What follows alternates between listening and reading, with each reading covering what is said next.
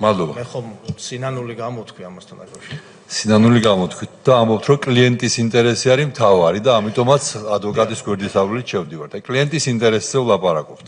ესე იცით, რომ მერვე საპყრობილე იყო სასაკლაო და ეს იცოდა საქართველოს ყველა მოქალაქემ, არა თუ ადვოკატმა, რომელსაც ხშირად უწევდა იქ შესვლა. სასაკლაო იყო ამ სიტყვის პირდაპირ მნიშვნელობით.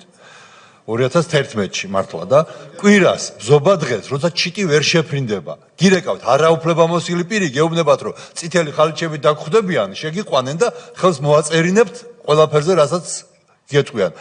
რა ეჭვი არ გაგიჩნდათ კლიენტის ინტერესი სად დაინახეთ? გულწრფელი ხართ, როცა ამბობთ კლიენტის ინტერესზე თუ შეკრული იყავით მხარესთან, იმ მხარის ინტერესებს ასრულებდით, რომელიც აძალებდა იმას ქონების დათმობას. ვერ მიხვდით ამას? გვარწმუნებთ ამაში, ეს ბზობა დღეს შეგიშვეს სასაკლაოში და გეუბნებიან, რომ წითელი ხალიჩებით დაგხვდებათ დირექტორი? ამას გვიმტკიცებთ ახლა თქვენ? მე უბრალოდ ვამბობ, რომ ჩემ წარმოდგენაში კლიენტის თქვენ წარმოდგენაში არაუფლებამოსილი პირი გეუბნებათ, რომ შეგიშვებენ ბზობა დღეს. ციხეში სადაც არავის არ უშვებენ, რაზე მელაპარაკებით? და ეს არის ინტერესი კლიენტის? არ ვიცი. პირველად გავიგე მაშინ უდესიანის გვარი, იმ დღეს როცა გავიცანი.